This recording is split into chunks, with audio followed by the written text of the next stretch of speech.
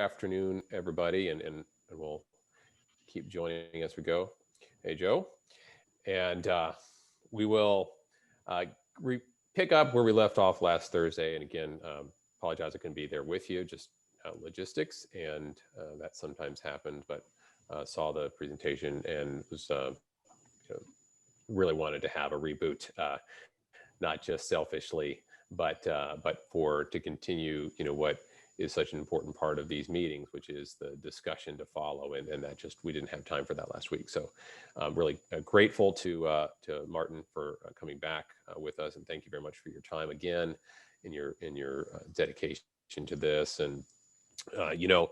Um, I'm just going to briefly, set us up and then get out of the way, and just pick up on some questions. I'm going to see the ones that came to my mind, Martin, and then would love Sure. for you to riff with them. If you want to pull up your calculator or do whatever, Sure. Yeah, we the can. floor will be yours here in a minute. Maybe the presentation, whatever works for you. Yeah, I have But both ready to go if anybody wants to revisit them. Yeah. awesome. So.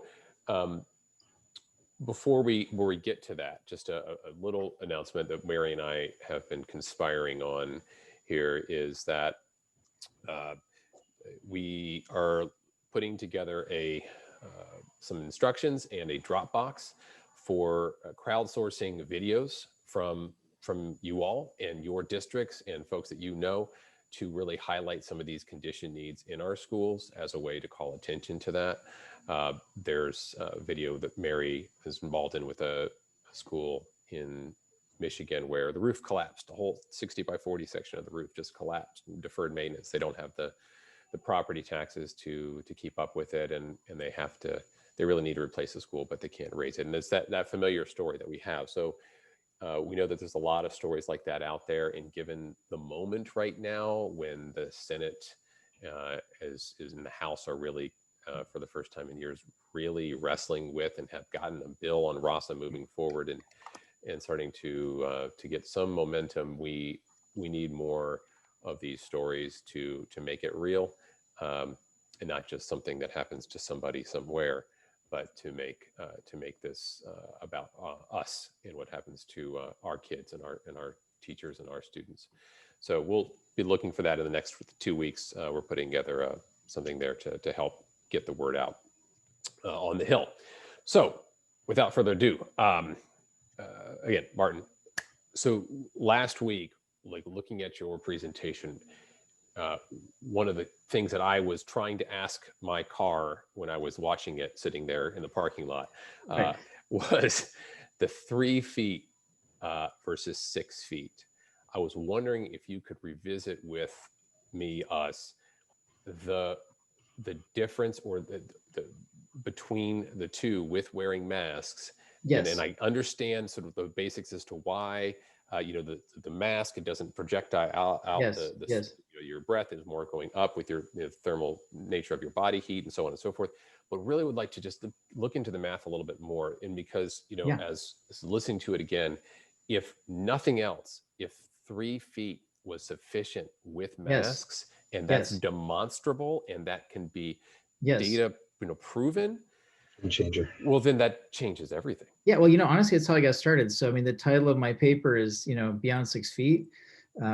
What got me started was really this 6 feet, because just from what I know about fluid mechanics, I knew this was ridiculous. And especially to be applying strictly 6 feet in all places and all situations, including what really got me started was laboratories at MIT, which deal with toxic substances, including biological pathogens that have really high ventilation rates, and we have fume hoods everywhere. Like there's no 6-foot rule in those spaces. They've been operating for decades. It's safe. They deal with very toxic materials that you can't breathe.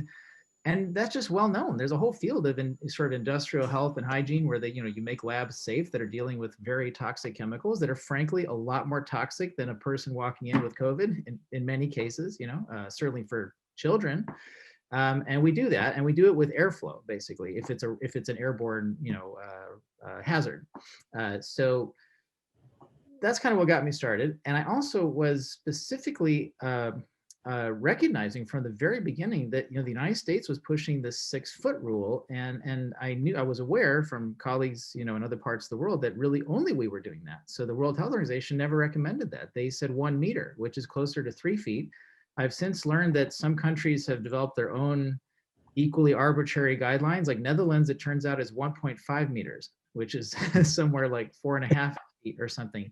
Of course, no, just like every one of the occupancy restrictions we've heard about, the 6 persons, 10 person, 25, they're all completely arbitrary, and no policymaker feels compelled to provide any scientific justification for those numbers. They just say, this is how it is, trust us, we know the science.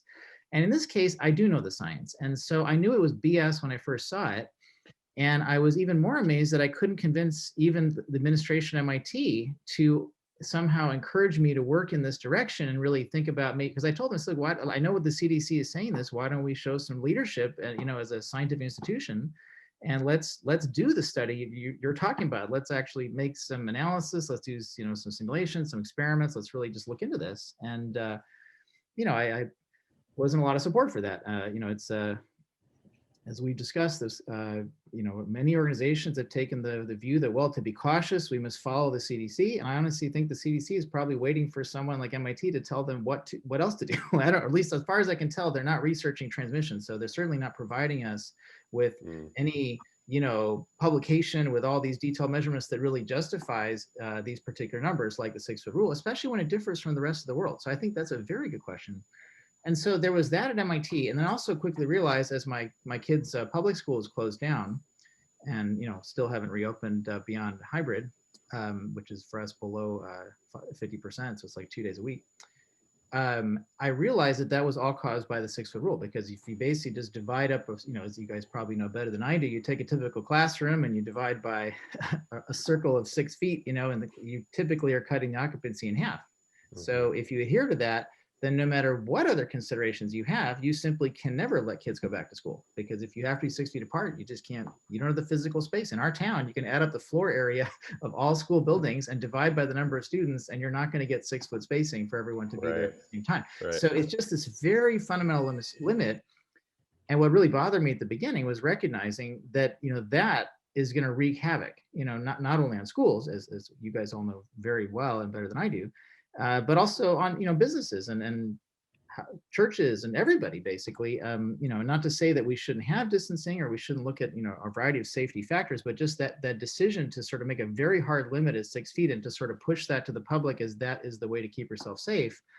I recognized at the beginning had very little to really to any scientific basis, frankly, and was not it's not being followed elsewhere in the world. And no one can say the US is doing much better than the rest of the world. In fact, if you just look at the numbers, right?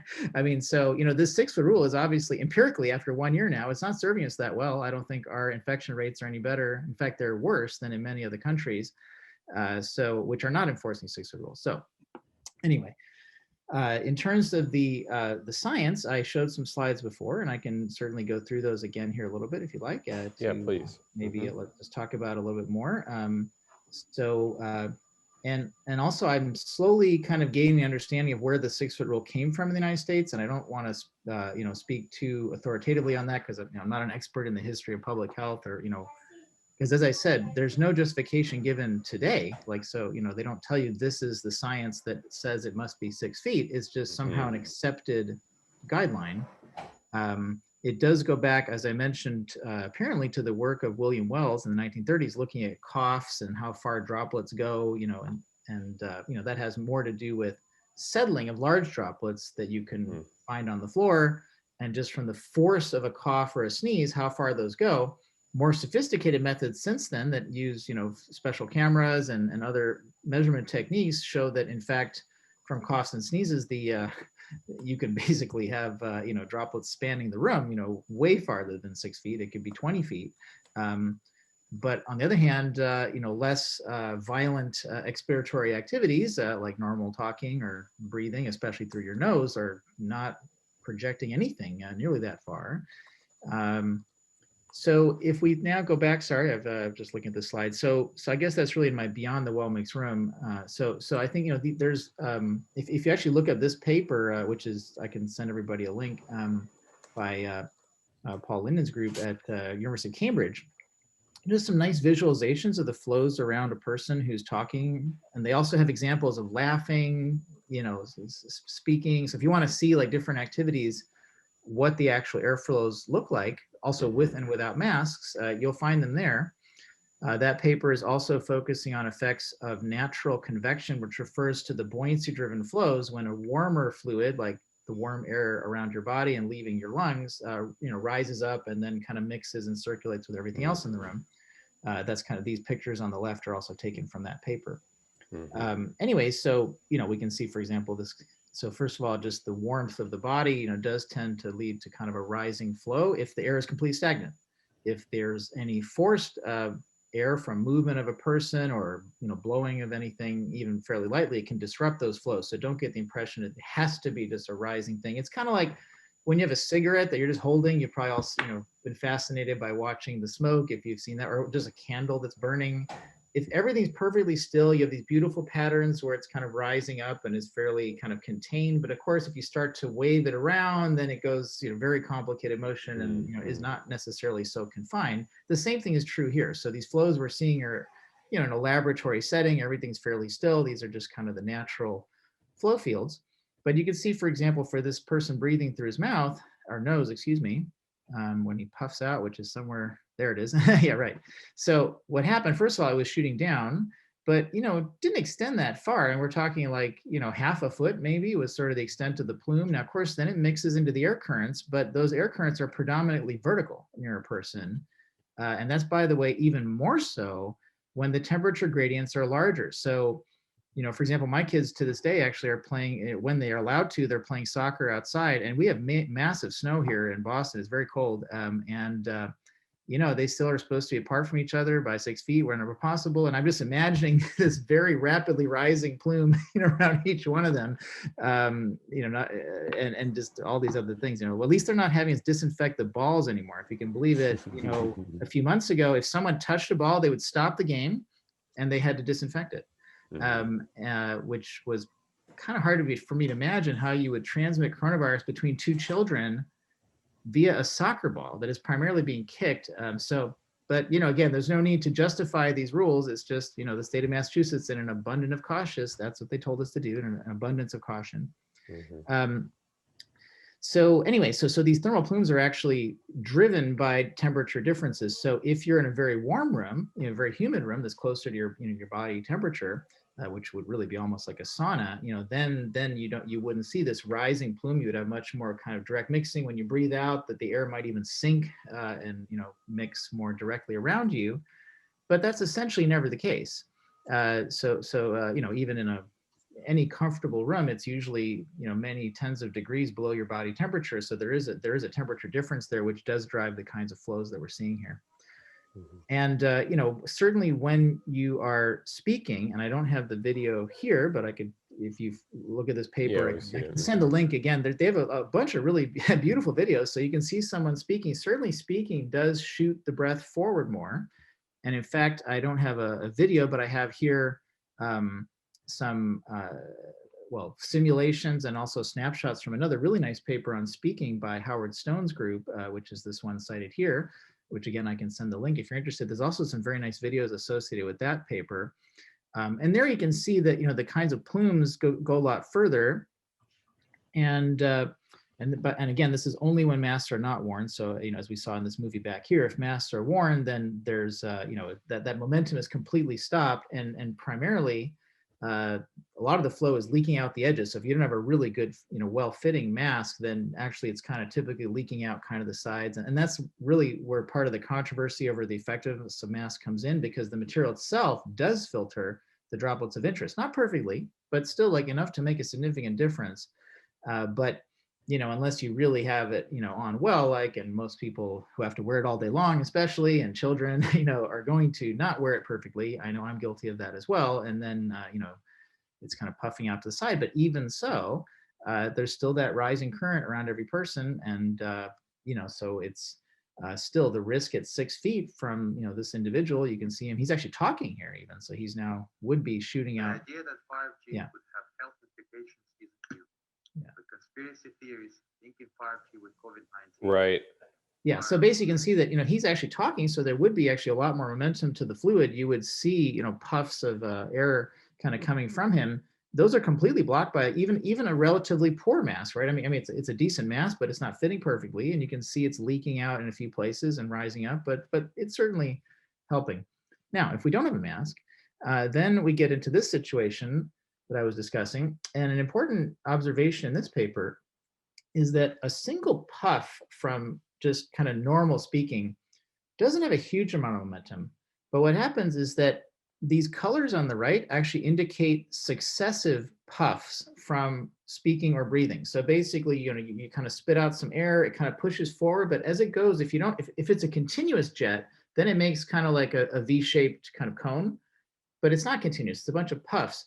But what happens is the first puff kind of goes out quickly and then it slows down. And then the next one comes and catches up with it. And so it's almost like a continuous jet. And that was actually a nice, actually new fluid mechanical observation, and also some theory that was done by Howard Stone's group, pointing out that actually you can have longer range plumes if the speaking is concentrated in the same direction. So if you imagine every time you take a breath and exhale, speaking or even normally breathing, you make a puff. If you're turning your head or you're moving, those puffs are in all different directions. And so it ends up being, kind of well mixed, and there's not necessarily a super high concentration in any one direction. Where you can have a longer range effect of higher concentration of, exhaled air and all the droplets that it contains is a situation like this, where, you don't move your head at all and you're just facing one direction. And this can happen, for example, if I'm speaking with you, or maybe I'm even having dinner with you and I'm just facing you, then each puff goes out every 30, so many seconds, tens of seconds, and what happens is that, each puff goes forward, the next one, it kind of slows down, the next one catches up, and it actually forms roughly like a continuous jet, as if it were almost being emitted at the average speaking rate. So in those situations, definitely you can see here that the effect of the plume, or maybe they also call it a puff train, as a sequence of puffs, can extend a lot further. So if you imagine, like, compared to the size of the head, we're talking distances that are like several heads. So that's getting to be 3 feet, maybe 4 feet, but it's diluting as it goes.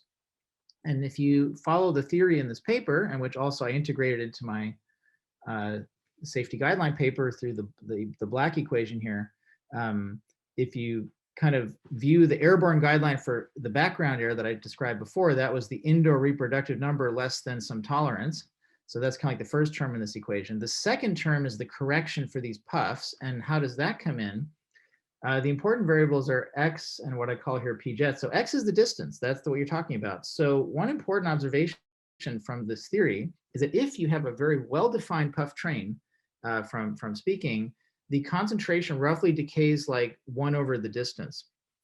So that's a pretty interesting observation right there, because it says that even worst case scenario, if you're kind of aligning all these breaths in one direction, then you have that reduction. And so the difference between 3 feet and 6 feet, which is a factor of 2 in distance, is 1/2. Okay. So and that's a worst case scenario, because if you, like I said, if you're turning your head and you're not making a kind of coherent train of puffs in the same direction, then it's more like the video of the guy with his breathing from his nose. There's a puff and there's a puff somewhere else, and it kind of just mixes all around you and goes into the background and rises up. And so you're not going to get that sustained sort of jet going out to larger distances. So if you really want to affect somebody at 6 feet or even at 4 feet, you need to have, unless you're coughing or sneezing, of course, but just from normal speech, normal breathing, you need to be kind of facing that person for an extended period. But even then, the difference between 3 feet and 6 feet in this factor is a factor of 2. Okay, so sure, we love factors of 2, but would we shut down our whole economy to be safer by just a factor of 2?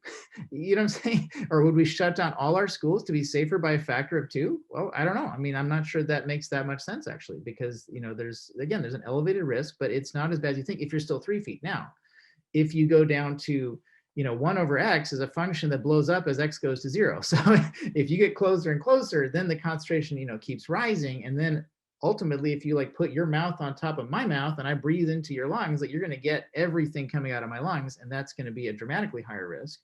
Right. And actually in the paper, we estimated that for a typical case of some example we gave of a room. And I don't remember if it was like a classroom or some other example, but I remember we had an example in there where we said, if you breathed in a whole lung of somebody's air directly, none of it leaks out, I just exchange it from my lungs to your lungs, and I look at how many drops I just transferred to you versus just breathing the background well-mixed air in that room, it turns out it was after about an hour in the background air, you've breathed in just as much of those droplets as a fully inhaling a lung of air from the infected person. So that's kind of an interesting thing to keep in your mind to get a sense of the risk from the background. And again, I come back to this secondhand smoke example. I think we can all identify with this. If this person on the left here is breathing out and you put your face right in front of his lips and just breathe it in, obviously you're going to get a lot of smoke in just one breath. But if that same person is breathing in this room for, and is constantly, puffing out, and you're there for an hour, you can actually get more smoke that way over time. Certainly not in just a few minutes, but over time you would. And so that's really the right way to think about kind of the short range versus long range. And basically that, again, coming back to distancing, it's really mainly helping us with the short range puffs that we're talking about. And so I don't think it's irrelevant, when it's possible to distance 6 feet, I would recommend doing that. I just don't see a strong scientific justification to not go to 3 feet or allow that sometimes when balancing as other factors, right? Because, I'm not that worried about a factor of 2, extra risk potentially, if you're not near, because you don't want to have people in the room. If you're that close to like serious risk of infection, then you probably don't want to be in the room anyway. Like we're generally thinking of situations where we've already kind of engineered the space for transmissions to be rare. And hence, a factor 2 is maybe not that big of a deal, actually. So, yeah, sorry, that was kind of a long answer, but hopefully gave you some insight into the effect of distancing. No, thank you.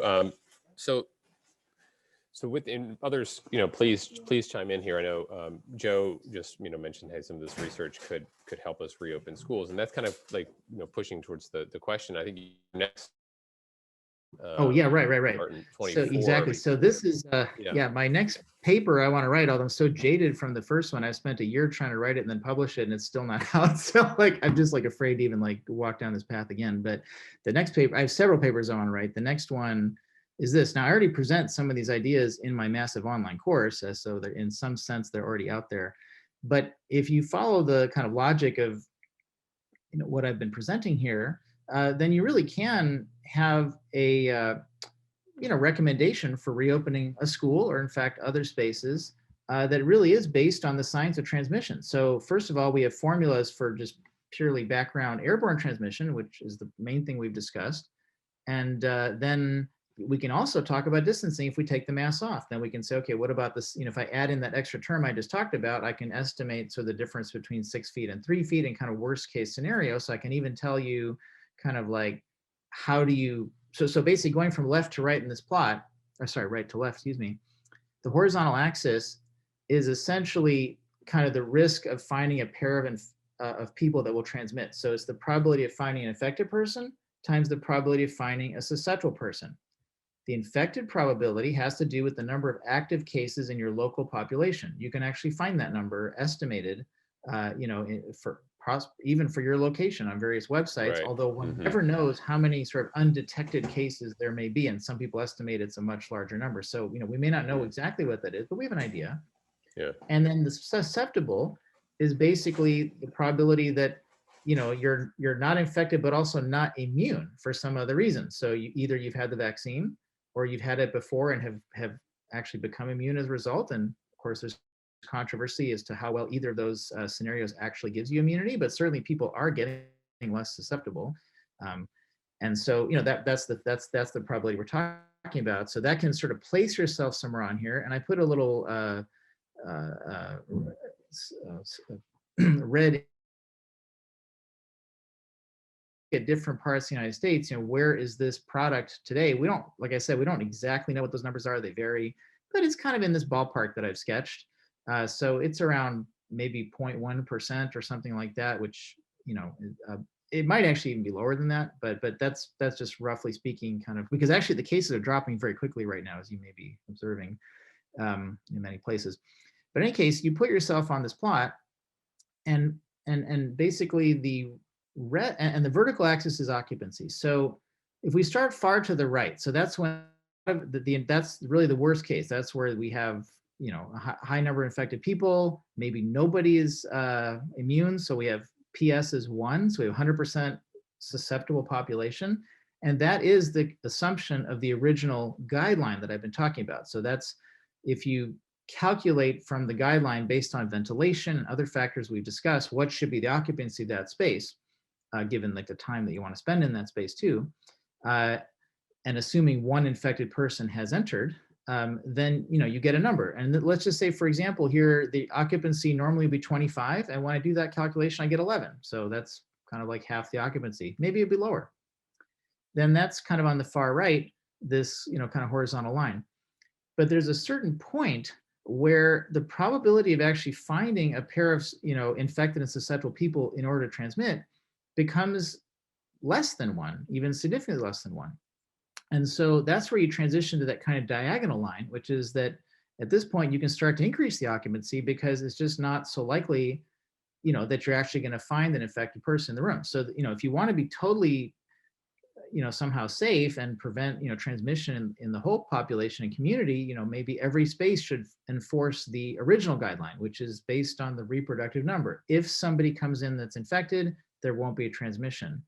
But you have to acknowledge at some point, we hope the pandemic will go away or at least subside substantially, and we have to decide how to reopen. And that should be based on the concept that, well, maybe there is not going to be an infected person. So you need to, that's essentially what we're looking at here, the probability. Actually, I should in fact modify the slide. It's one infected person and all others susceptible. So it's like a worst case scenario. That's what we were talking about before.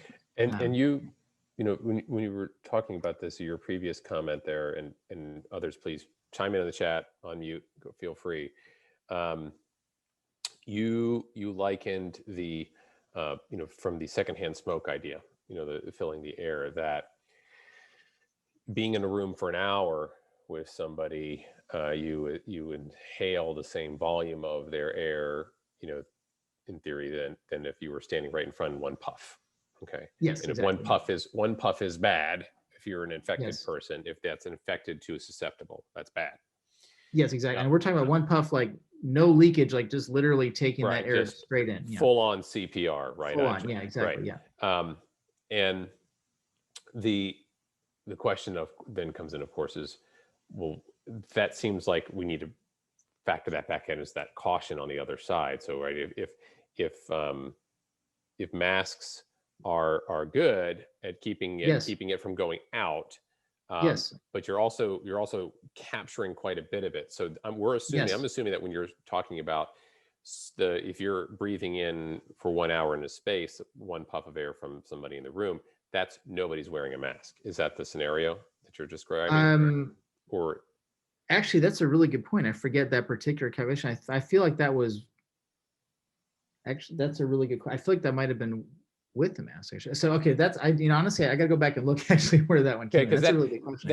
I should have that on the tip of my tongue actually here, but no, that's quite all right, because it seems like that's kind of getting right to the if I'm wearing a mask and you're wearing a mask, and in 1 hour I'm breathing one puff of your air regardless. Exactly. Well, that's the thing, right. So the reason I'm having trouble remembering exactly what was there is that, every scenario is different. And that's actually why this big green arrow is here, because that sort of place where you sort of, switch the kind of safety considerations, and also even what this limit is here, I just chose 11 for this example, it does get moved around significantly by all the factors we've been talking about. So ventilation, masks, how good are the masks, how compliant are people in wearing them, how do they fit, filtration that could be going on. So there's even humidity, a lot of factors go into it.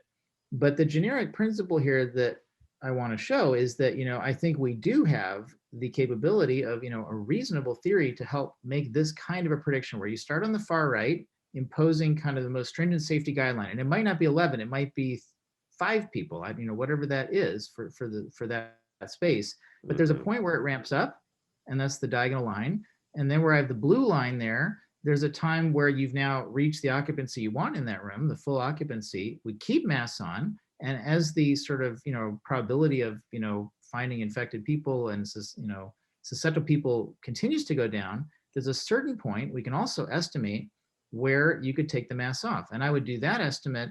We can look at the airborne risk, but to be more cautious, the long range airborne, we can add the short range airborne risk. So we can take, for example, in this formula, add this extra term here. I would advocate for that to be safe. And that's where distancing comes in. So then you ask yourself, okay, well, when can I take off the masks? Then you would say, okay, well, there's a certain point where I might be willing to do that with 6-foot distancing. And then there's a certain point of 3-foot distancing, and this is getting to lower and lower probability. So of course we won't get to that point of, no distancing, normal. I mean, basically once you cross to the far left in this diagram, you're back to like the real normal. It's not the new normal, it's like the original normal. Okay, so we're actually back to normal. And where that falls, is a function of all the parameters we've been talking about. So here's an example where you're getting there, at around, 0.01% or something like that, which is like a really low rate. That that might be like 10 people out of 100,000, right? Or something like that. So that's a very low prevalence. So there is a point where, you really could expect, it's so unusual for someone to be infected in the room in the first place. And given the sort of chance of transmission in that room, that, you should just go ahead and just go back to normal completely. But where these transitions are, which I indicated by these vertical red lines, are really important. So, the one on the far right, the vertical line, is when you go to full occupancy with masks. The next one is full occupancy without masks, but maybe maintaining distance, or maybe you don't want to do that and we just have full occupancy without distancing, which actually I would advocate for. Let's say 3 feet, not necessarily strictly enforced, but strongly recommended 3-foot distancing with masks. Then it's really the far left vertical line you're interested in. That's where you would, take off the masks actually, and still keep that 3-foot distancing. So, we can construct a curve like this. In fact, I think that's what my next paper might be, is going to be a set of these kind of curves for different scenarios. So, in my original paper, I've got the nursing home and the school, like we talked about, like this picture right here that I presented just as an example calculation. And you can see the big effect of ventilation and other factors like masks, for example. Then, that same thing is true here. Like this kind of decision, when do you change the policy, should be informed by all those factors. And it's not going to be the same for every space. It's not going to be the same for a school as it would be for a church or for a restaurant, but it generically, it will always look like this. And could you go back to that, the filtration slide, the curve there? This guy, yeah, exactly. Yeah, so this is now occupancy versus time. So it's a little bit different. Right. Before that was versus prevalence. So this is for the, what I still think is the most conservative safety guideline, which is just limiting that indoor reproductive number, as I said, which is, if someone who's infected comes in and everyone else is susceptible, what's the we're trying to keep the probably a transition below the tolerance, and that's this epsilon. So let's say 10% on the left for children. So that's the calculation here. Mm-hmm. And Joe is asking us, from Rhode Island, about how do we consider airflows? And Joe, just unmute and chime in if I fall short on the question, but how do you and how should we consider the quality and quantity of filtration and ventilation, and even direction, sort of how the mechanics of the airflow? Sure. Well, the beauty of this calculation here is you don't really need to know the details of the airflows, because we're assuming here that the space is well mixed. And that does not account for the details of airflow. So if you think back to the plumes we just talked about, we're not trying to model that here. So we're assuming those plumes are all well mixed. We're not taking into account that you have a higher risk, let's say, in front of one of those plumes. So there's, then the direction of the flow would be important. Like, maybe if someone's standing in front of me, we'd want, the wind to be blowing like this or something. And we don't need to, we're not accounting for that here, but keep in mind that this calculation for a well-mixed room is talking about the average rates of transmission. So for every place in the room where there's a higher concentration of droplets, there necessarily is somewhere else where there's a lower concentration. So if people are kind of, unless you're sort of unlucky, like, and we do have those cases like where you're sitting at a table facing each other and talking towards each other, that's going to give you an elevated risk compared to the background. But if people are, kind of turning their heads and are not always facing each other, and there's these thermal effects, which are very important actually. In fact, if you remember this simulation from Mike Kinzel, University of Central Florida, like, here people are in certain positions, but clearly the sort of natural convection in the room is enough to really mix it. That's what's shown in the plot on the right, is that actually once you're 3 feet away, you're almost just sampling the uniform background. And the reason is that the infected person is ejecting droplets that are primarily being swept upwards. And so they don't kind of come back to you until they've kind of been all around the room. And so hence, you know, the well-mixed approximation is okay. So coming back to the plot we have here, this is for the well-mixed approximation. So hence we don't need to know anything about the direction of airflow. All we need to know is the rate of air change in the room so that we can do the mass balance, so that we know if the infected person is producing, you know, droplets at a certain rate, and we have some, you know, quantification of how that would be for a person who, by the way, is at the peak infectiousness. So everybody's infected, you know, at first has a low viral load, then it gets bad, and then it comes back down. We're always taking the worst case scenario, assuming that someone is in the room who's really like as infectious as possible. Anyway, so we need to balance that production of droplets with the removal of droplets by air change. Air change can be occurring in several ways, and that's where you may feel uncertain about your particular space, you know, what it is. So one thing to keep in mind is that even if you don't feel any movement of air, you don't think there is any movement of air that's being forced in the system. So it's closed windows, doors only occasionally opening, you know, to the hallway. There is still air change. And the way you know that is that you're able to survive in that space. Because if you literally were sealed into a room, you would die. Because you have no oxygen and you would not be removing the carbon dioxide. So you may not think about it, but we actually intentionally design our construction to not be too good. We could make sealed rooms. It's not like we know the technology, but we know that when we make construction, you know, materials, they're not supposed to be perfect. And actually, this is an interesting area where engineering of buildings now in this pandemic comes up against a need to compromise, because there's been a real push in the last, you know, 10 years, especially with concerns over climate change and, you know, like that, and also, you know, cost of heating and all that, to make buildings tighter, you know, to make the construction really better sealed, better insulated, you know. So insulating is good, that's maintaining heat, but even sealed with respect to flow, because if you want to keep the heat in your space, you know, you don't want leakage of air that's carrying, you know, warm air in or cold air, you know, between the outside and the inside. So you still want like, you know, sealed. So it turns out that more modern construction is actually less safe, because it's usually tighter. So if you have the windows closed and the heating is at a comfortable temperature, you might just turn off all the forced air in the room. If you're in a very modern building, you actually might be at a little bit higher risk, but still there is air change. So to quantify it, there are a number of studies of air change in indoor spaces, you know, like apartments and even schools or buses, all kinds of situations. And it varies, but typically any space has to have an air change every couple hours typically. And because otherwise, like I said, you couldn't even survive in that space. So you can pretty much trust that whatever the parameters are for your space, like there really is an air change every couple hours. So this blue curve on in each of these plots is for 0.34 ACH. That means basically 1/3 air change per hour, or one full air change every 3 hours on average. It doesn't mean like every molecule of air has been changed, but it, you know, kind of, you think of it kind of like an exponential relaxation of the old air being replaced by the new air. That's kind of the time constant for that exchange is really the right way to think about it. So if you know nothing about your space, you think the windows are closed and you're really not forcing any kind of fresh air in there at all, then, you know, I would recommend using, you know, 0.3 ACH. And that's actually what our app does.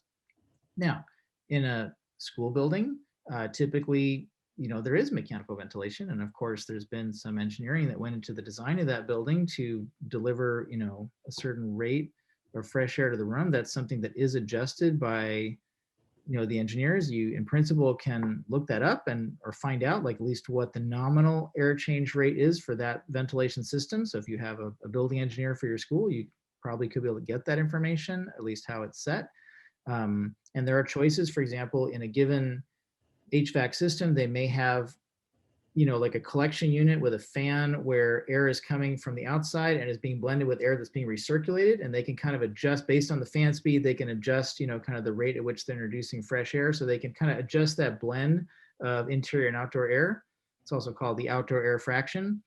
And that's also available in our app, or actually in my spreadsheet. You can enter, that number if you know it. So there's various ways to try to get a sense of what your actual air change rate is.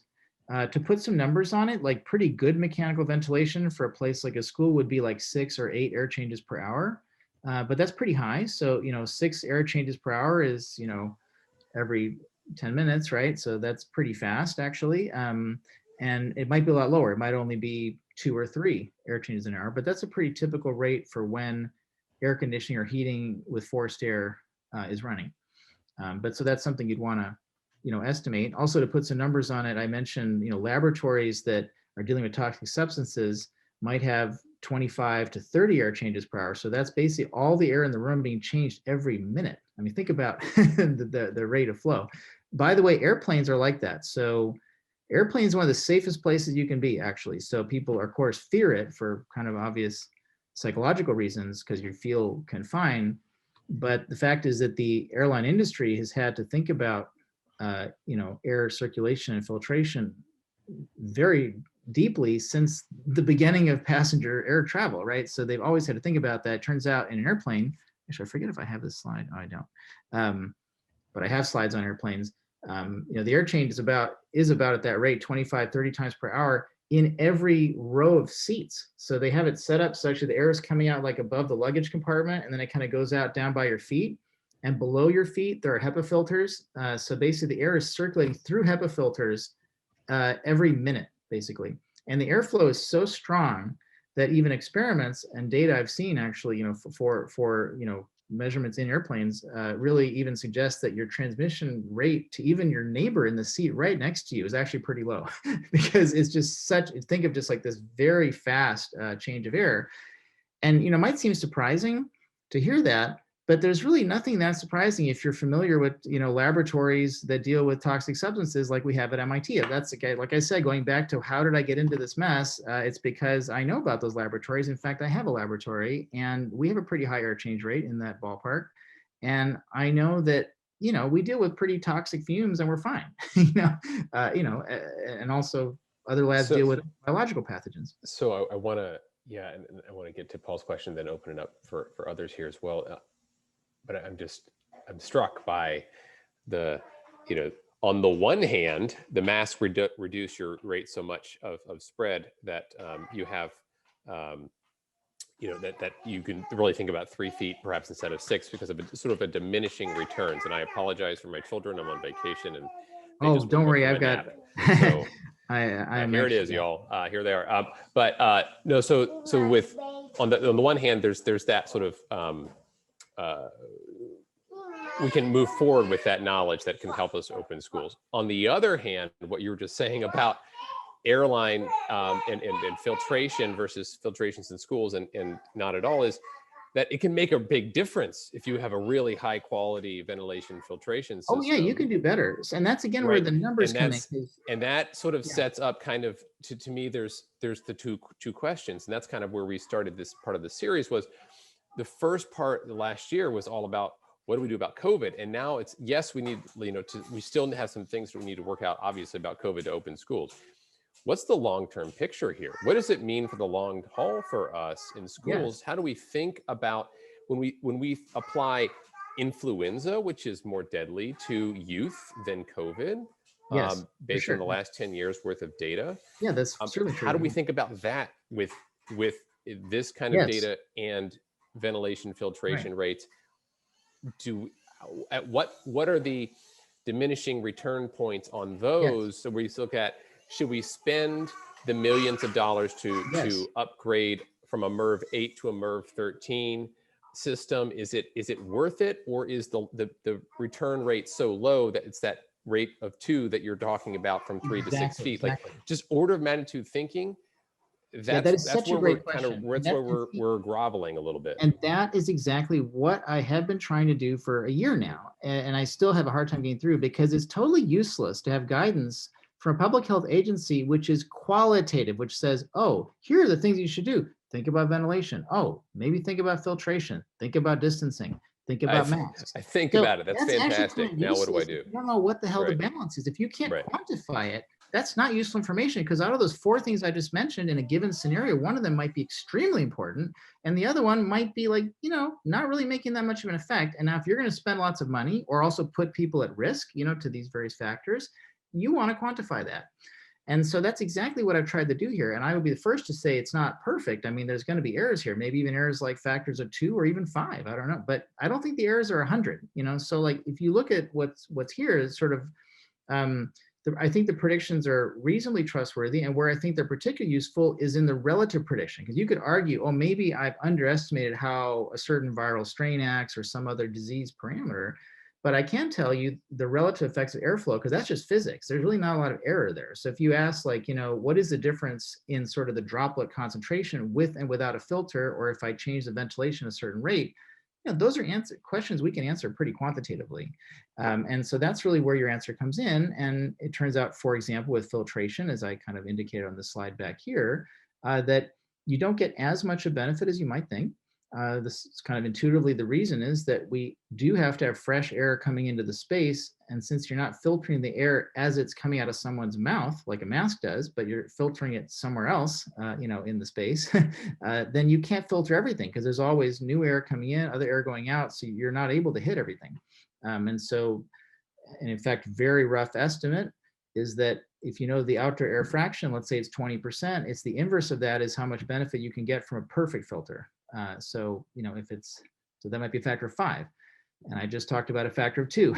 So I'm not saying 5 and 2 are bad. I love 5 and 2, but I might not spend, $10 million to get a factor of 5, maybe. Again, what it really depends on is really this plot down here. It's like, where am I? Like if I'm way down here where it's so safe I could even take off masks, why would I spend $10 million to put in filters? But if I'm actually up here on the far right, where a little bit of a change makes a big difference in how safe I am, then I definitely would want to invest, so it's like the numbers do matter. You have to somehow quantify it. And that's what I've tried to do here. And actually, since I see we're getting a little low on time, I'll just show people the app actually real quick. I mean, you can definitely look at it yourself, but if you haven't had a chance to. But do you want to unmute and ask your question? I wasn't quite sure what you were referring to on the. Sure, it was on the slide you're just on. Sure, let's go back. Guidance curve. Yeah, I was just curious. You mentioned the green arrow suggests that all these different factors will move it. I'm curious for this 11 and 25 curve here, what your assumption was for the amount of air change rate and what kind of physical activity or speaking levels. Yes, so that's a really good question. Yeah. I would want to remake this for your situation, and we can do that. And certainly the app can help with that too. But I believe this was kind of the classroom example was kind of this guy here, actually. So it was kind of like, if you imagine, because also the time comes in. So like, the answer to your question is sort of like you get an occupancy number from the guideline based on all the variables. So let's say you have masks. You might say that, well, the safe time needs to be around a week of school time, let's just say, because that's really safe, because maybe you're testing weekly, our school is actually, but even if you're not, like that's that's the incubation time, for the virus. People do still have some, can have high viral load after that, but then it starts to decrease. And so like, if you can, kind of go a week, like even if an infected person is there, that person is going to either remove themselves or get well and not be infectious, on that kind of time scale. So I think like thinking in terms of like being safe for a week of school time makes sense. So that would be, let's say, I don't know, 40 hours or whatever the right number is. So in terms of days of continuous time in the classroom, that might be something like 2 or 3 days. So if we look at the top axis here and we say for 2 or 3 days with masks, and this is, by the way, assuming not particularly good masks, only 30% filtration. So that's low. That's very low, actually. And by the way, there I'm also accounting for fit. So I'm really trying to be fair here. So actually, most masks are a lot better than 30%. So the actual passage through that mask might be way lower than that. But the fit could be bad. We just saw the video of the guy with the puffs going around the nose. Right. So so fine. So I think this is a pretty conservative. I'm happy with this number. I think it's conservative. So we go up here and we say let's take 2 to 3 days of school time. This is what we're shooting to be having, no transmission.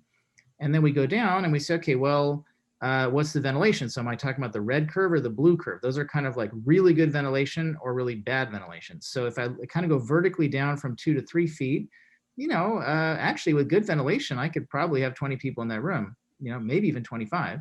But let's just say, I don't have such good ventilation. So maybe I've got like pretty poor ventilation. I didn't draw the curve for one ACH, but it's somewhere, kind of like here. And that would give you like maybe around 11, so that's one way to get to 11. You could also get to 11 by, having some other variable be different, like maybe the masks are better or not as good or whatever. So that can vary, but that is what we're talking about here. So I think this is a reasonable example for a school where masks are worn, and in fact, not even very good masks, Yeah. And so here you see that, once we start to get to where we are today, like we really should be at full occupancy. And actually, frankly, I've been saying this all along, I really think schools could have been at full occupancy all along. I was telling MIT that, I'm still telling MIT that, because I do feel it'd be great if the universities would lead in this way. But I also understand, having been an administrator myself, I was executive officer for our department for a bunch of years. I know that if I were in that role, I would feel very cautious about contradicting the CDC. So if they're saying, don't do it, or the state, obviously you have to comply with that. But I think based on the science, I would feel very comfortable, even today, essentially opening most classrooms to normal occupancy based on this analysis. There will be exceptions, where if you run the numbers, it's not going to be safe, so we should be aware of that. But we're not down at the place where, we would start taking the masks off, though. Well, maybe not that far, so this is where, like, as the number of cases really does start to go down and, vaccinations hopefully start to work, it's still important to know these numbers because, you can read stories about, epidemiologists predicting that maybe the coronavirus will never go away, actually. So we might be like seasonal influenza, right? But don't panic. That doesn't mean we're all going to die, actually, right? I mean, it doesn't. It just means that maybe we're down here in this green zone, right? Maybe it just means that we're actually okay. Like we can tolerate, we've had seasonal influenza forever, right? And we don't walk around doing what we're doing now. We don't shut down schools and wear, double masks to fight influenza. We sort of accept that risk. A certain number of people get infected, a certain number of people die even, and it is a serious thing. But we have to weigh that against the cost of closing schools and making all these other decisions, which we have not done historically for seasonal influenza. And I'm not saying that's going to be the end game for COVID. I have no idea, but I do think that whatever happens with COVID, this kind of a chart is really important and is much better than what we're currently getting from agencies, which is kind of arbitrary choices. Like in New York City, we're going to close restaurants when we get to 3% cases. Like based on what? Like where is the calculation? This is the calculation. And this is the only calculation I know that is based on science. So like, show me, if you don't like what I'm saying here, show me something else. Where did you get numbers? That's what I'd like to see. And, I try to challenge people to do that for me, but, it doesn't always meet with. Well, you're speaking Paul's language. I'm going to connect the two of you because Paul's done some great modeling when we had Lauren Myers from on in her model for probability of infection based on cohort size. So Paul's been modeling that and done some great work on that. So I want to jump on Joe's one of Joe's questions again, because where Joe's coming from is looking at the schools in Rhode Island, which are old, a lot of them, and it's compact where we don't have much room to spread out. And what do we do? How do we think about older school classrooms that incorporate fan cool units, just recycle the air rather than bring in fresh? And when I'm reading his question, I'm looking back in my mind to your chart showing, reduction of risk, mask 100x, and exactly, filter, ventilation. For example, and this is just estimates, but these are estimates, right? And I would actually love to maybe this is a slide to pivot on that a bit, because there's a lot of schools like this. There's a lot of classrooms like this, and how do we think about that, and what the standard choice has been, like open windows, right? But that's not always possible because some are embedded in the center of a room. I agree. But again, like, don't panic. So like, this is what I'm up against all the time. People say, because something could be bad, we have to like put our heads in the sand. I would say, no. What I do know is that if you can survive in that classroom, there is air change. So I don't care how bad or how old you think that school is, there is a limit to how bad it really is, because air is changing, okay? And like I said, this blue curve here is every 3 hours, and I bet if we went to Rhode Island, there's not a single room there that is changing less than every 3 hours. Maybe it's 4 hours, you know. So I'm just saying, and notice the blue curve is a lot lower than the red curve. So Yeah. we want to be, I mean, actually look at this example. Let's say we want a whole week of space in a room with masks, but that has terrible ventilation. So let's say we want 2 days of time, and I go all the way down to when I hit the blue line, I'm down at under 5 people. Maybe that's only 3 people. Okay. So that is bad, right? That means you really can't go back to school with masks in that space. So I'm not saying that we can always open, but I'm just saying that because you raise a concern that, oh, some schools aren't that good, it doesn't mean we throw out all math and all numbers and we just say, therefore we can never open. That's what I keep fighting. Is no, please calm down, because let's just look at the numbers. And I will agree with you. It maybe matches your intuition that such a space could be risky, even with masks. But then I come back to this other plot though, because in fact, I can actually do this for you right now, because in fact, we just said that would bring you down, let's say, to 3 people. In fact, I haven't made a nice slide yet, but here's my little grapher program. So let's say we normally have 25, but the guideline says we actually want to go to 3. So now what happened, the horizontal axis is still the same. I'm sorry, this is not a nice plot. But you can see before kind of we were hitting full occupancy at, you know, somewhere over here. So now it's saying you wouldn't go to full occupancy with masks in this space until the prevalence is down at, you know, getting closer to 0.1% prevalence. And then I didn't plot it here, but, you know, the place where you take the mask off also gets pushed to the left, you know, so instead of, you know, 10 cases out of 100,000, maybe if there's 1 case in 100,000, we should worry about that. I mean, that's probably not that bad, but, you know, so again, what I come back to is that the coronavirus may never go away, but we have to learn to live with it. And so, like, you know, CDC can avoid this kind of thinking if they want to, but I guarantee you they're going to come to think this way eventually, because if it doesn't go away, like, somebody is going to have to agree on, like, how do we deal with it? And that requires quantitative arguments. It can't increase ventilation. It's been lacking so much in this space, which is the genesis of this whole webinar back last year, was the lack of that kind of thinking, in clearly informing guidance or what passes as such. But I think so that's what we're wrestling with. And I guess Joe's follow-up question, Joe, feel free to unmute if you want to kind of take lead on this. I think it's a good one. So what that implies, you know, this is, of course, it sounds a bit obvious, right? But that the ventilation filtration rate has a significant impact on the capacity of a space, of the safe capacity of a space with masks, you know, according to your curve. Without masks, but certainly with masks as well. Yeah. Yes, with masks as well, right? And so we're kind of right now we're thinking of the in-mask world. Yes, sure. In order to fully occupy some of these schools that do have, you know, these inside spaces that were, many of them never designed to be classrooms, and they're just sort of like walled in spaces in the middle of a maze.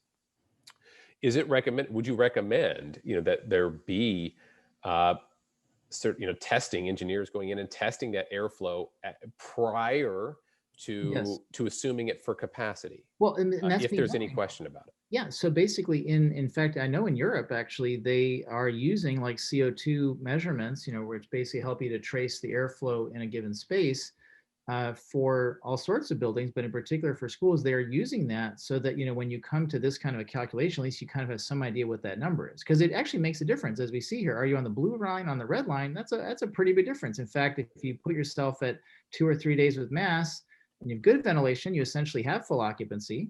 But if you have bad ventilation, almost no one can be in the room. So you can see that's a pretty big deal. Now, there are other factors here to think about. So first of all, I was pretty conservative with the mask factor. And so, you know, if you really are a little bit maybe more careful about people, you know, wearing masks and how they wear them, I think this is very conservative. So probably it's not as bad as what's shown here. Also, keep in mind that when you cross these, these kind of safety boundaries, it doesn't mean that transmission will happen. There's it's not here. So, I mean, for example, here it's 10%. So still, like, if this says, you know, you have 2 days of time, you might actually have more like 20 days actually, right? So Right. it's not, doesn't mean like that moment, like suddenly you're going to get transmission, but it means that, you know, given this kind of overall level of risk tolerance, you start to worry. Notice in the right where I did the nursing home, I dropped that down to 1% because we know how deadly this disease is for the elderly. So we really don't want to take that chance. So that's got to be a Right. lot lower. And it's not that we're being reckless with children and healthy adults, but you know, the fact is that, you know, it's just not given the benefits of actually going to school or going to work, you know, that, you know, this, you know, there's tolerance shouldn't be zero. I mean, one answer to the pandemic is set the epsilon to 0 and then nothing ever opens. And I guess we'll never get sick, supposedly. But, you know, that's not, doesn't make sense. So you always have to kind of make trade-offs. And that's what this, you know, calculation is trying to do. And I see we're kind of maybe running out of time. I don't need to, you guys can play around with the app, but we did just release the new version actually. So there's like this strain here. So you can go from Wuhan to Neat. UK, Okay. changes the numbers a little bit. You know, so if you want to mess with these things, you can take your masks from mask to no masks and see how the numbers change. And you'll basically, what you're doing is constructing, you know, with some numbers here, the kinds of plots that I was just making, you know, and this is the basic mode. Because we had a big update, we lost some of our languages, but we have actually told we're going to have about 20 languages, but right now it's just English and French, so you can actually see the French if you want. But many more languages are coming soon. And there's the basic mode, and then there's also the advanced mode, where, you know, if you'd like to get into more detail and like really set your risk tolerance exactly where you want it, if you know something about viral strains and you think you know what, you know, the latest data on one of these new strains where you should put that number, you can. If you know the immunity, so you know how much vaccination and how many previous cases have been in your area, then you might sort of crank this up and you'll start to see things change. And also you can do the calculation I was showing you for the reopening, because the first tab here is if an infected person enters. So that's the original, you know, guideline based on one infected person. But now there's this, which is given the prevalence infection. We were just talking about that. That was that horizontal axis. So let's say there's, you know, 100 cases per 100,000 in this population, you know, then you start to modify this number and you can see actually it ends up being, you know, if it's that low, it's pretty safe, but maybe it's a little bit higher, you know, and you can see these numbers, you know, change. There's even another tab, which is my personal risk, which is, I don't care if someone else gets a transmission, I only care if I get a transmission. So that actually makes it even safer because, you know, the original calculation says somebody's going to get transmission, but, you know, maybe you only care about your risk. And so that's an important calculation. Is that the Narcissus tab? Yeah. Well, where this comes in is like, if you're deciding, should I attend my Christmas party, you know, at work or some gathering, people really mix up these numbers because for an individual person to have that risk, it's a lot lower because, you know, even if it's a big crowded place, I see what you're saying. Somebody's going to get transmission, but it might not be you. Now it can be you. There could be, you know, an outbreak, and certainly the numbers on this calculation can lead to that in some cases. But you know, it's so we call these risk scenarios. So now there's 3 different risk scenarios, but this is only in advanced mode. And then you can go back to say room specifications. And if you're in advanced mode, you can select everything here, including even the humidity. You can talk about human behavior, like sort of what activities going on and how the masks are being used. So we basically have a mask number for the material itself. And there's some studies to kind of suggest what some of these numbers might be. And then you can look at mask compliance. So that's in fit. So kind of like, okay, you know, are we really getting the full benefit or are we sliding that down, you know, and you can play with that too. So, you know, roughly speaking, that's what we have in the app. And I guess I won't belabor that anymore, but.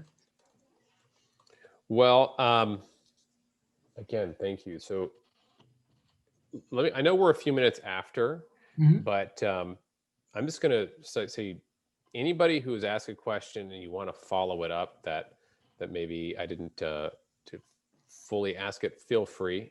Or does anybody else have something else that you really wanted to get out here as we wrap up, and then we'll call it a day. Bonnie, Scott, Joe, anybody looking here? You know, David, you put a question in for, I think Mary's looking at that. Just want to make sure we. Yeah, David. Go ahead. This is an amazing tool that takes into consideration so many factors. I fear it in the hands of of novice who may not be able to fully, provide the input. And it seems that this is so important. Like if we can change the social distancing to 3 feet, Oh God, that's like my we dream change all the along. Yeah. experience Yeah. in our classrooms, right? Because to maintain 6 feet in a classroom is not a classroom. It's basically a place where you sit in a chair. Yes. I mean, and so my only thing is, it seems like this tool needs to come with a professional to implement. Right. And it would be great if somehow this is something that could be funded, Yes. as a tool for Yeah. districts to utilize.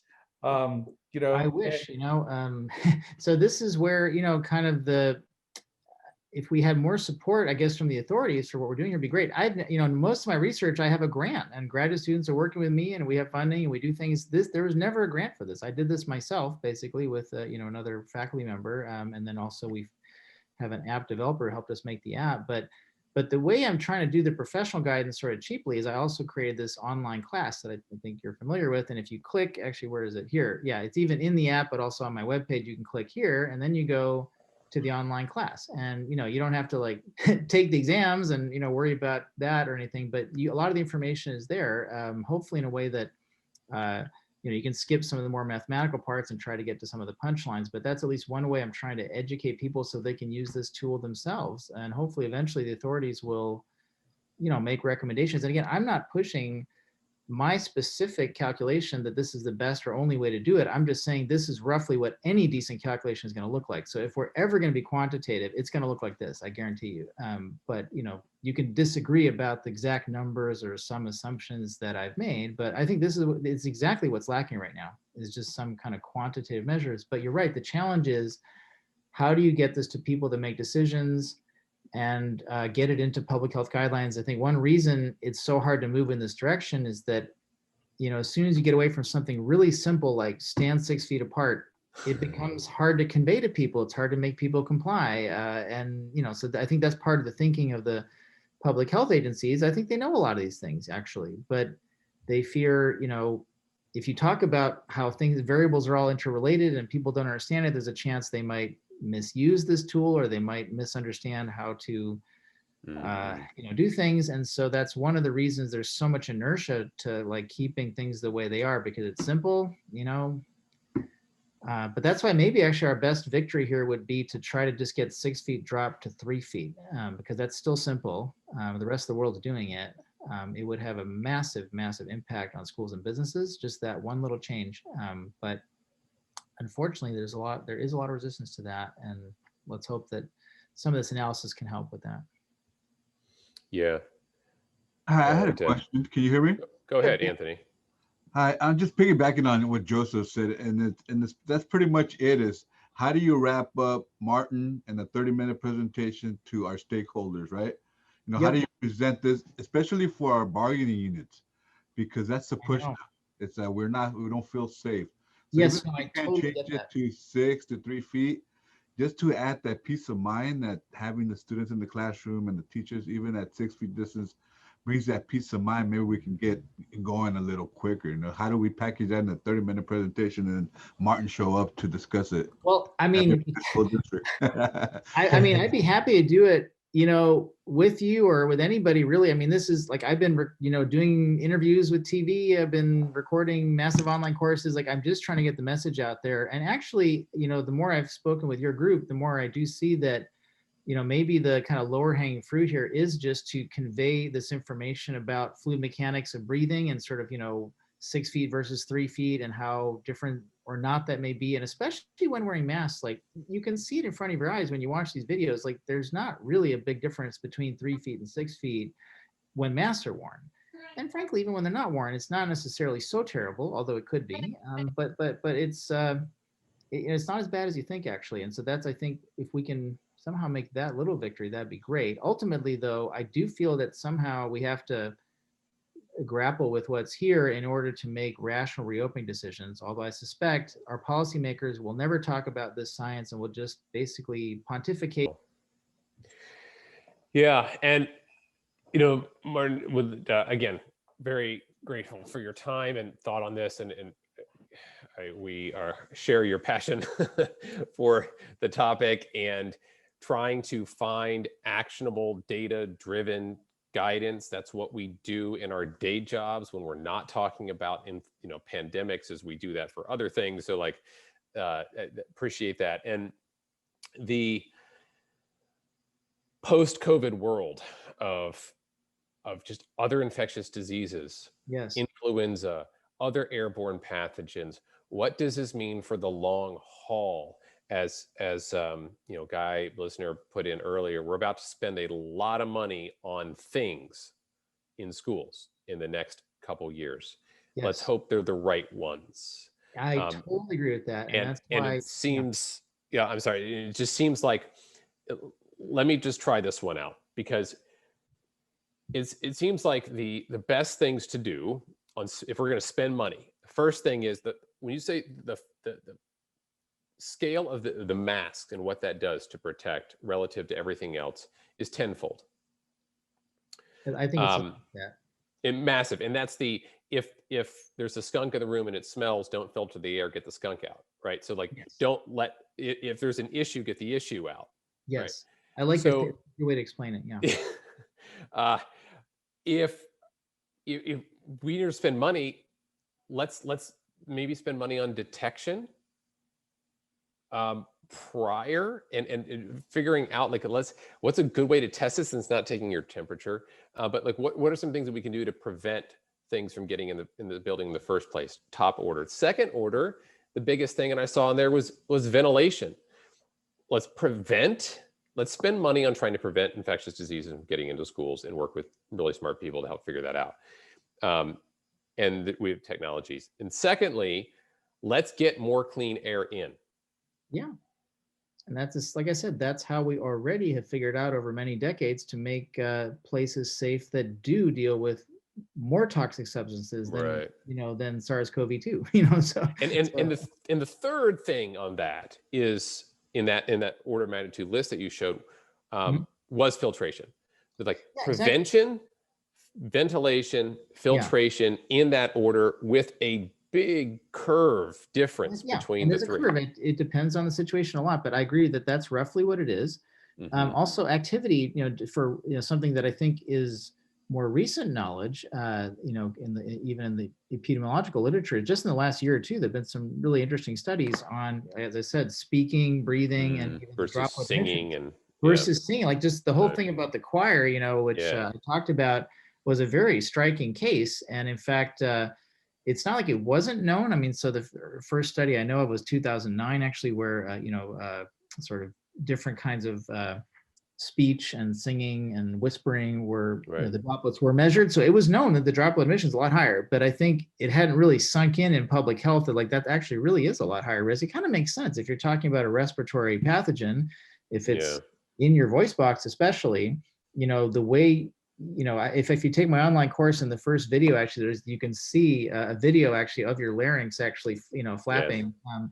And so, that's happening 100 hertz. That's 100 times per second. And it's coming together, stretching apart, liquids are breaking. So basically that's where a lot of, droplets can be generated. So basically controlling kind of the volume and rate of speech is one thing. The rate of breathing, so every time your lungs expand and contract, they kind of are also creating and expelling all these little droplets. And so it's not as valuable, I think, as the mask, but it's still significant. It can be a factor of 10, depending on, sort of going from like just breathing calmly through your nose versus singing. In fact, singing can be even worse than that. It can be maybe a factor of so I mean, from a design that's perspective, another piece of knowledge, actually, which is sort of choir room should have increased ventilation relative. Oh yeah, for sure. To a so library, in fact, maybe. In fact, I would say right now, open the schools, but maybe don't do choir. Don't do choir. Don't do, or if you do choir and you can go outside, like that's a lot better. Right. Yeah. Indoor athletics too, right? Like weight rooms. Athletics, yes. So that's I agree. But the thing is, though, it is interesting that while heavy breathing does lead to more droplet emission, because it's more frequent.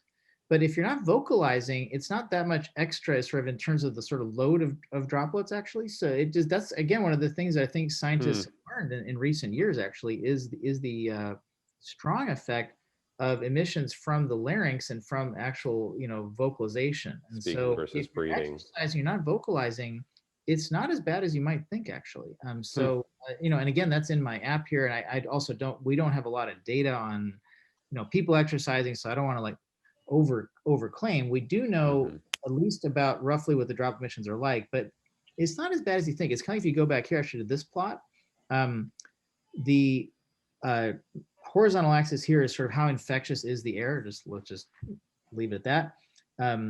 So the singing, which is the event in Washington State at the Skagit Valley Corral, is like right around a number of 1,000 here. And relative to that, breathing through your nose and resting might be around 1. So there could be like a factor of 1,000 difference in how infectious the air is. And then there's the rate of air change. So if I pick a value and I'm here emitting, let's say at a certain, kind of concentration of droplets, then I can ask, how quickly am I, kind of breathing those in and out and creating them and also breathing them in if I'm the susceptible person. That comes in as breathing rate squared. And just so you know, the breathing rate can vary from about 0.5 meters cubed per hour to about 3 if you're really exercising heavily. So that's a factor of about, 5 or something like that. And if you square it, it's like 25 or something. So basically, really intense exercise versus essentially being asleep is still not a factor of 100. Like it's more like maybe a factor of 10. So, as you see in this plot here, the difference between breathing through your nose and not vocalizing and singing could be as high as a factor of 1,000. The difference between not vocalizing and resting versus exercising is probably a factor of 10 or so. So it's not, so that's kind of important information as well. It's not as bad as you might think. And so again, that's where the app could kind of help you a little bit with that analysis, but that's kind of newer, like emerging science. And especially when I think about youth sports, because we're talking about, people that do transmit, I believe, at a lower rate than adults by a factor of 3 or something like that. But also obviously have lower risk, then if you have a room full of people that are themselves or list, I also am a bit of a believer in like, let people take their own risk, so like instead of canceling all sports and not letting youth, kind of get together and get the benefits of that, when their own personal risk is actually not really that high, one might, run this calculation here and say, that might actually be all right, so I don't think necessarily that youth sports need to close, but I agree with you that, there's definitely higher rate of respiration, so it does lead to an increased risk. So back here, it's the exertion, can be potentially a factor of 10. So, that needs to be accounted for. But the other thing is though, the gyms usually have really high ceilings and they're very large volumes. So actually, while there can be that short range risk, if you're not wearing masks, so you could have people really like playing basketball, almost like puffing right each other's faces, that would definitely increase transmission. But I don't know about where you guys are, but here in Massachusetts, we're doing sports with masks on. In fact, I can't even believe our kids are doing this. I thought by now somebody would die or pass out from like lack of oxygen, but they literally are playing sport, like intense sports with masks. So I told my kids, it's kind of like for good training, you might go like to Colorado or somewhere there you go. altitude and just deal with less oxygen. We have a generation of triathletes. Sea level, you're like an amazing athlete, and I really think a lot of our people who are doing sports right now with masks are going to see that, because my kids are only using masks right now mainly for soccer. But anyway, superhuman when they take it off. Yeah, well, exactly. So they're going to be like superhuman. I know I couldn't do that for like even a minute. I would like probably pass out. But somehow they're able to do it. So definitely there are these factors. So I don't like to make a blanket statement like youth sports could open, but I think if you look at a gym, it's a big space, and especially if people are wearing masks, and they're not really vocalizing, they're young people, you may find it's actually fine. And in fact, my app and this analysis was used in some cases like that, as I may have mentioned in my talk. Apparently tennis courts in Washington State opened as a result of this analysis, and there's some other places that have told me they're also trying to make those arguments. Yeah, well, Martin, again, fascinating, very important conversation. I'm grateful to all of you who are here and asking questions and thinking about these things with us, and we will continue to do so. Martin, I think I'd love to get this deck from you. I know I have the recording. Maybe you said it already, but yeah. And we'll post that again. We have the video up on YouTube from last week. We'll post this follow-up discussion as well, put it on the website, put it on YouTube. So thank you again, Dr. Bazant. Thank you everybody for your questions, your time. I'm going to connect you and Paul after this email here, and I know we will continue talking. So Great. Okay. Well, thanks a lot. thank you very much, Martin. Be well. Sure. Bye-bye. Bye-bye.